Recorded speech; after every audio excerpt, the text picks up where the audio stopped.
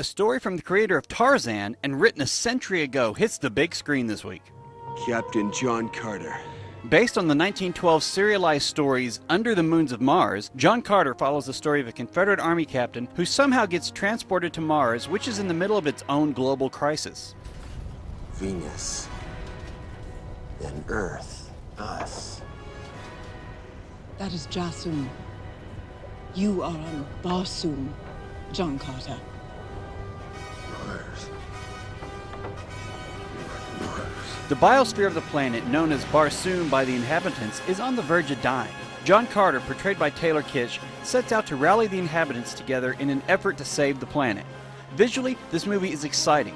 The CGI effects and the 3D complement each other extremely well. Most audience members may see some of the story plots, though, as cliché, which is not completely accurate. While the plots of the alien princess in peril and the warring adversaries who are united by the stranger in order to stop a threat to the species are cliché by today's standards, they are such because Edgar Rice Burroughs wrote these a century ago, and authors and filmmakers ever since have drawn from his ideas. The complexity of the original story is well sorted into the film, making it relatively easy to understand the different factions on the planet and their goals.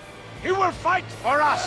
At the same time, it's a well-paced movie with bits of humor and ever so slight messages about racism and environmentalism. Thankfully, those do not overshadow the experience and enjoyment of the film. Kitsch as John Carter was obviously cast for his physical ability, which works well for the character, but his choice of being the deep-toned, soft-speaking hero doesn't really match an army officer nor a planetary hero. Go on.